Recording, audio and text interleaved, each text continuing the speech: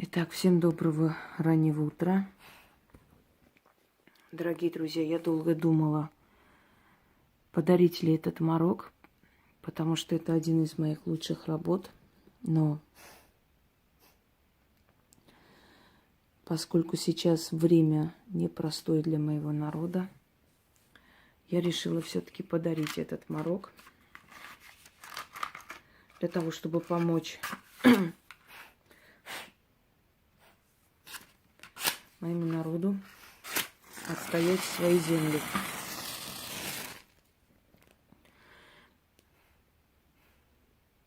Запутать врага, чтобы он быстрее убрался или погибал на полпути, не доходя до мирных городов и до мирно спящих детей. В мирное время этот морок используйте очень редко. И тогда, когда враги одолели и нету спасения. Объясняю. Если одолели враги, нет спасения, и вы возьмете, используете этот морок, и он подействует, и враги от вас отстанут, и ваша жизнь изменится в лучшую сторону, вы должны будете откупаться. Для алтаря ведьмы, которая вам это подарила, или для нее. Это должен быть дар. Я очень многое вам дарю даром. Очень многое. Но есть вещи, за которые нужно отдавать, если вы хотите, чтобы то, что на вас навели, или то, что происходит в вашей жизни, преследование и прочее, чтобы оно раз и навсегда прекратилось. Потому что, по сути, это спасительный морок. Но люди, которые попали в военные действия, в военную мясорубку и боятся за свою жизнь и за жизнь своих детей, они могут воспользоваться этим мороком и остановить врагов, натиск врагов на свою землю, спасти своих детей, или перед тем, как их дети, родные, близкие пойдут на войну или пойдут в бой, начитать на врагов эту мороку, чтобы враг был побежден. Запомните, магия очень сильная вещь, сильная, скажем так, сильная наука и религия древних. Если все сделать правильно, вы удивитесь результатом. И не раз уже удивлялись. Так вот, читать нужно таким людям до того, пока полностью эта война не закончится. А людям, у которых бедствия и преследование врагов, суды и прочие страшные происшествия, чтобы от них отстали, они читают 13 ночей кряду. И когда враги от них отстают, то они обязаны откупаться за то, что им вот эта вот спасительная работа им помогла. Я не нуждаюсь, скажем так, ни в чем в данный момент. Но дело не в этом. Дело в том, что если вы хотите, чтобы через некоторое время эти люди по новой не начали вас преследовать, вы должны откупиться, то есть благодарить ту силу, через которую вы это получили. Я долго думала, дать этот морок или морок или нет, потому что именно по этой причине, что люди должны понимать, что есть вещи, за которые нужно пострадать материально, то есть отдавать нечто в благодарность за то, что их спасли. Так что это учтите. Если вы в самых крайних случаях этот морок делаете, либо во время войны люди должны делать, от них откуп не нужен, либо самых крайних случаях, когда уже ничего не помогает, навести морок. Ну, например, преследуют на работе, хотят выгнать, навести морок на вашего начальника. Соседи достают, враги преследуют, посадить хотят ни за что. Ну, что еще? Опасной ситуации. Для начала давайте разберем, что такое морок. Это искажение восприятия человека. То есть вы внушаете ему, что то, что он делает, он этого хочет. Обмороченный человек может делать неадекватные вещи, и даже не видя себя со стороны, ему кажется, что он правильно делает, что... То есть, знаете как? Это как духовные наркотики, если так можно сказать. То есть внушить человеку, чтобы он делал то, что ты хочешь. Но при этом человек будет думать, что он сам этого хочет. Искажение восприятия, понимаете? Способом магии. Он против своей воли будет что-то делать. Вот ты ему говоришь, мороки есть разные, но в этом случае это морока победить врага, лишить его воли, внушить ему страх, закрыть его дороги, абсолютно забрать его силу и так далее. Он будет делать, что это он. То есть он будет думать, что это он хочет. Есть момент, когда можно насылать эти мысли. Это делают ведьмы. Но в любом случае морок – это искаженное восприятие. Например, женщина некрасивая хочет понравиться мужчине. В древние времена, в древней Руси в том числе, наводили морок на сватов, на всех. Вот выходила невеста, например, которая была совершенно некрасивая, очень безобразных форм, но перед этим ведьма начитывала морок. Ее приглашали как обычную гостью. Она начитывала на гостей морок.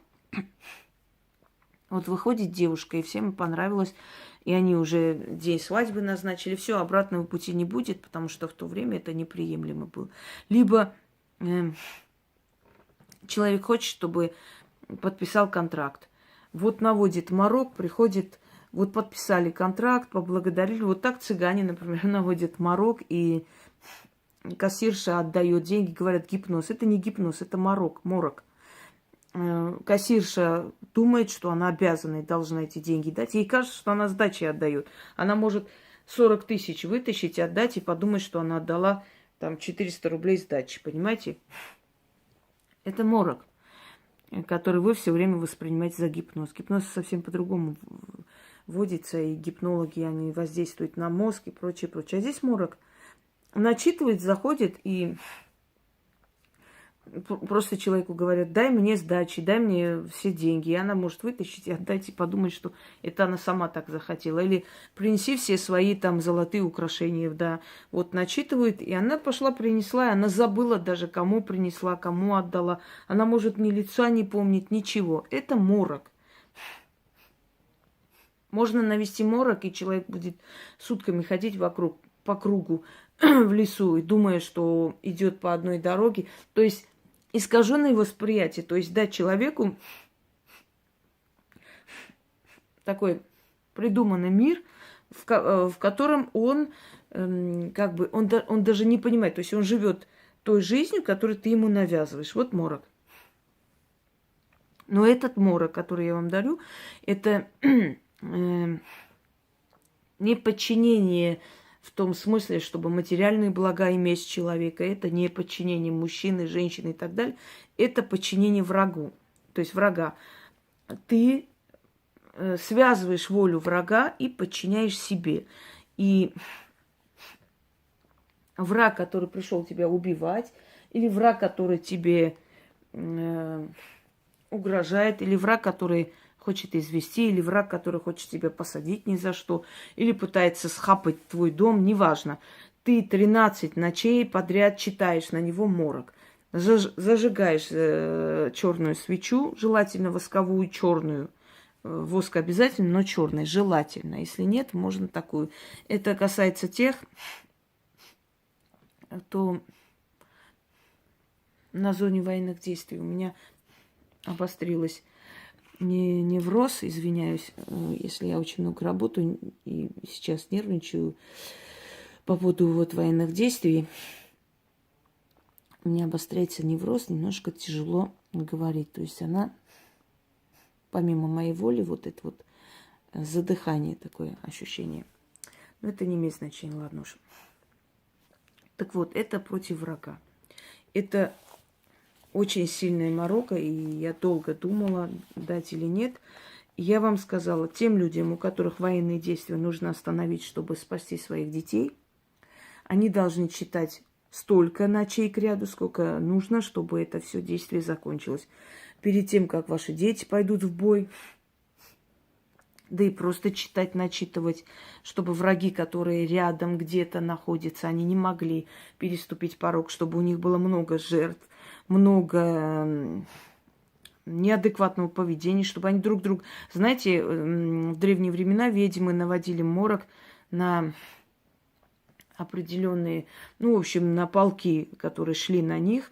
И есть несколько таких историй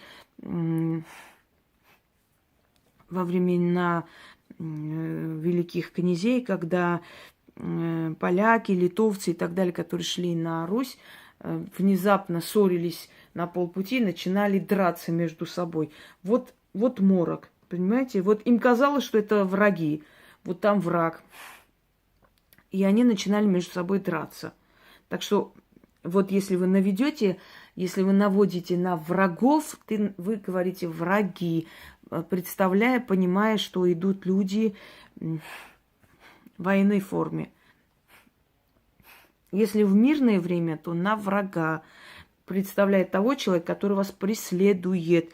Или вы даже не знаете его, вы можете назвать тот человек, который преследует, он выявит сам. 13 ночей кряду – это в мирное время. После того, как у вас получилось, а у вас получится, потому что это очень сильный морок, вы откупаетесь. Не откупайтесь, через некоторое время оно к вам вернется. Объясняю почему. Потому что вы должны каким-то образом здесь пострадать материально, чтобы оно к вам не вернулось. Вы должны поставить точку и закрыть.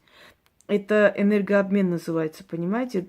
Ну, скажем так, слово «дашь на дашь» тут не подходит, но это энергообмен. Вы должны закрыть, откупиться силами, морочащими этих людей, потому что силы, которые морочат, мороковая сила называется, они очень сильные и опасные. Они любят, когда их работу ценят, то есть с ними заканчивают счет, ставят точку. И после этого этот враг больше к вам не вернется, ничего вам не сделает. Не откупитесь, через некоторое время снова явится, он наберет снова сил. Точку надо ставить. Вот почему объясняю. Вот поэтому я долго думала, дать или нет. Я объясняю, что вот я даю, вам дарю на таких условиях. Вы обязаны это делать. А как откупаться, объясняю. Как вы желаете, как вы, насколько вы оцениваете свое спасение, так и откупайтесь. Вы можете делать, вы можете личное что-то дарить, вы можете дарить алтарю, неважно, но вы должны поставить здесь точку. Если нет возможности или вы не хотите, значит, пользуйтесь теми ритуалами, которые даром. Они не менее рабочие, не менее сильные. Но здесь вот такое условие. Так надо. Не я придумала, это мироздание, это издревле так идет. Но тем людям, у которых военные действия, еще раз объясняю, им ничего откупаться не нужно, им нужно читать не 13 ночей кряду, а столько, сколько нужно, чтобы это все закончилось. Каждый день. А тем людям, которые хотят помочь своим родным, близким в военных действиях, точно так же читают, представляя тех врагов, которые приходят, или даже называя вначале, начитываю на таких-то, таких-то. И начинайте. Вот, например, начитываю морок там на Ивана Петровича, который там мой директор. И вот начинайте читать. Или можете для большей связи с ним и силы ставить перед свечой его фотографию, глядя на него читать. Когда читаете морок, желательно открыть окно или форточку, чтобы это все пошло туда, знаете, в космос. Дальше. Если у вас военные действия и на вас нападает какая-то армия, вы говорите, читаю на вражью армию или читаю на армию таких-то, называя их национальность. И читайте. Читать нужно 6 раз, 13 ночей. В военных действиях читать нужно 6 раз, столько, сколько нужно, чтобы это все закончилось. Вы сами будете поражены, как те люди, которые нападают на ваши города и селения или хотят напасть, начнут между собой ссориться, начнутся у них несогласия, начнутся у них хаос, и просто они не смогут дойти до вас, они не смогут концентрироваться, чтобы понять, что они хотят, потому что вы каждый день окутываете их мысли в туман, понимаете? Они не могут понять, они не могут сориентироваться, они не могут, то есть, как вам сказать, сосредоточиться. У них страх, у них неуверенность, у них не понимают, что делать. Точно так же происходит и в жизни, когда, например, человек хочет вас уволить или свести с работы, выжить оттуда, и потом раз, и он не может сориентироваться, он начинает путаться в словах, он начинает делать глупость, над ним начинает смеяться, ему уже выговоры ставят, он не высыпается, он приходит злой. В конце концов, он сам уходит и отстает от вас и больше не трогает. Если человек хочет вас засудить. То же самое в суде непонятно, что делает, непонятно, какие документы собирает, на суд опаздывает или не приходит, или адвокат у них болеет. То есть вы морочите, вы по кругу ведете человека, не даете ему сосредоточиться, чтобы вас уничтожить. Точно так же, как и со врагом, скажем так, целой армии, точно так же, как и с этим человеком.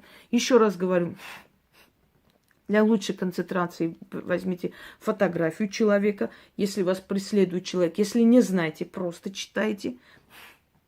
Что касается людей в военных действиях, читайте просто вначале называя «читаю на такую-то армию», армию таких-то. Мирные люди должны откупиться, когда 13 ночей прочитают, им это поможет. Люди в военных действиях, в трудных ситуациях, которые находятся именно в военной зоне, с них откуп не нужен. Желательно черный воск. Если нету, можно обычно, но воск. Зажигайте, читайте, погасите, уберите. В следующий раз ту же свечу достанете, но не достанете, и пропадет, берите новую свечу. Это не страшно. Но можете на ту же свечу до конца, чтобы догорело. Откуп я сказала какой. Все. Начнем. Созываю Мороку, призываю Мороку с юга, с запада, с севера, с востока, снизу и сверху. Морока, Морока, с любого бока, с ветреного и подветренного, найди моего врага. Отведи ему глаза, окутай мысли в туман. Морочная проказа, разум его ешь. Чтобы глаза смотрели, да не видели, уши открыты, да не слышали. Речам, чтобы внимал и ни черта не понимал. Задом наперед все наоборот. Ходи, броди, дорогу не найди. По моей воле сам себя изводи. Не иду, не лечу, а гадом погоняю. Врага морочу, до себе подчиняю. До меня не дойти. Не дойди. В дороге пропади. Делайся неразумным, аки дурак. Как я скажу, чтобы было так. Слова мои закрутила, ухватила волчьим воем, рысьим рыком, орлиным криком. В ребро ударила, в сердце вонзилась, в разуме твоем застряла.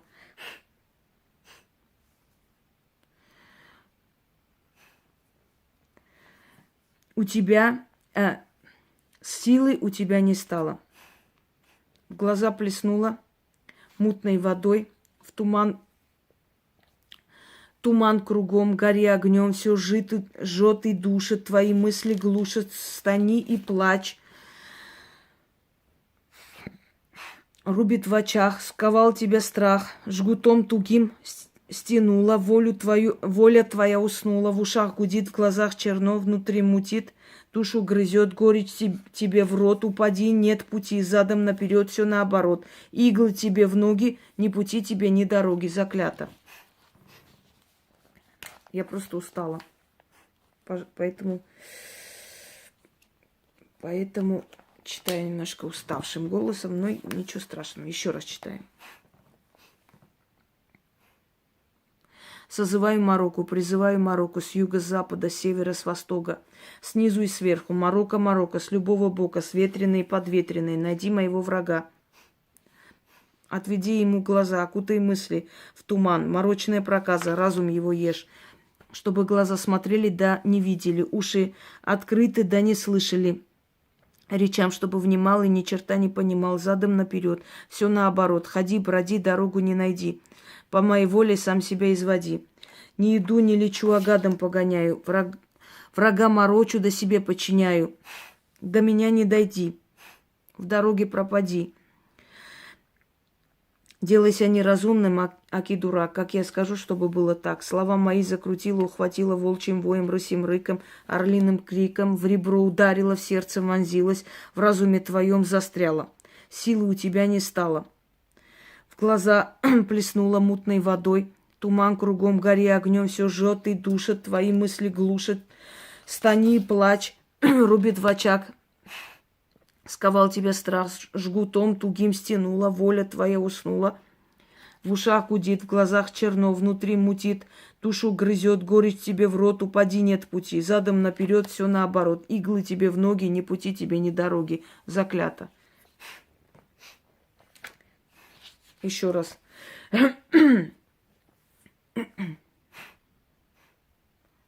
Вам надо 6 раз читать. Если на врагов, то говорите на врагов. Я здесь просто называю враг. Изначально говорите, вот, например, Марокко читаю на такого-то. Или Марокко читаю на такую-то армию. На армию такой-то страны, такого-то народа. И говорите дальше. Созываю Марокко, призываю Марокко с юга, с запада, с севера, с востока, снизу и сверху. Марокко, Марокко, с любого бока, с ветреной, подветренной, найди моего врага. Отведи ему глаза, окутай мысли в туман. Морочная проказа, разум его ешь, чтобы глаза смотрели, да не видели, уши открыты, да не слышали, речам, чтобы внимал и ни черта не понимал, задом наперед все наоборот. Ходи, броди, дорогу не найди, по моей воле сам себя изводи. Не иду, не лечу, а гадом погоняю. Врага морочу, да себе подчиняю. До меня не дойди, в дороге пропади. Делайся неразумным, аки дурак, как я скажу, чтобы было так. Слова мои закрутила, ухватила волчьим воем, рысим рыком, орлиным криком. В ребро ударила, в сердце вонзилась, в разуме твоем застряла. Силы у тебя не стало, в глаза плеснула мутной водой, туман кругом гори огнем все жжет и душат, твои мысли глушат, стани и плачь. Рубит в очах, сковал тебя страх, жгутом тугим стянула, воля твоя уснула, в ушах гудит, в глазах горит, в глазах черно, внутри мутит, душа грызет, горечь тебе в рот, упади, нет пути задом наперед, все наоборот. Иглы тебе в ноги, ни пути тебе, ни дороги. Заклято. И еще раз.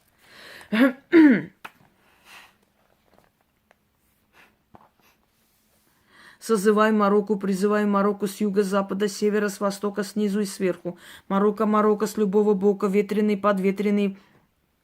Найди моего врага, отведи ему глаза. Окутай мысли в туман, морочная проказа, разум его ешь, чтобы глаза смотрели, да не видели, уши открыты, да не слышали, речам, чтобы внимал, а ни черта не понимал, задом наперед, все наоборот. Ходи, броди, дорогу не найди, по моей воле сам себя изводи. Не иду, не лечу, а гадом погоняю, врага морочу себе, да себе подчиняю, до меня не дойти, в дороге пропади. Делайся неразумным, аки дурак, как я скажу, чтобы было так. Слова мои закрутила, ухватила волчьим воем, рысим рыком, орлиным криком, в ребро ударила, в сердце вонзилась, в разуме твоем застряла. Силы у тебя не стало, в глаза плеснула мутной водой, в туман кругом гори огнем все жжет и душат, твои мысли глушат. Стани и плачь. Рубит в очах, сковал тебя страх, жгутом тугим стянула. Воля твоя уснула, в ушах гудит, в глазах черно, внутри мутит. Душу грызет, горечь тебе в рот, упади, нет пути, задом наперед, все наоборот. Иглы тебе в ноги, ни пути тебе, ни дороги. Заклято. Фух. Напоминаю, читать нужно 6 раз в сумерки. И запомните. Отключайтесь от всего, оказывайтесь в мире магии, перед собой представляете Почему я вам объясняю? Мы создаем сюрреальность, то есть реальность вне реальности, нечто другое, что потом материализуется и приходит в этот мир. И оно так и случается. Так вот, вы отключаетесь, оказываетесь в мире магии, в том мире, который у вас отдельно, вообще в разуме вашем. Представляете этого врага или фото ставите, но фото армии ставить я не рекомендую, вам не нужно это. Вы можете просто представить, глядя на свечу, читать, напряженно читать. И все, и отпустить эти мысли. И так делать до того, пока война не закончится. Это для тех людей, которые в горячих точках. Для обычных людей 13 ночей кряду, по 6 раз читайте, или с фотографией врага, или без фотографии, представляя или зная, кому читайте, или говорите на того человека, который мне вредит. Даже если вы не знаете его, этот человек найдется, с этим человеком справятся и выкинут силы. Потом откупайтесь с ведьмой, заключайте вот эту точку, закрывайте, потому что так нужно. Я уже объяснила, уже сказала, что эта морока, она очень сильная и... Наверное, определенные ритуалы, которые не очень-то хорошо раздавать и отдавать. В любом случае, я отдам на каких-то условиях, которые вы должны выполнить, если хотите, чтобы оно вам помогло окончательно, и это все снова не возвращалось. Всем удачи, всех благ и мира. И еще раз говорю, поверьте мне, что колдовством и магией, если все сделать правильно, под руководством ведьмы, и армии лягут, не то что люди. Всем удачи.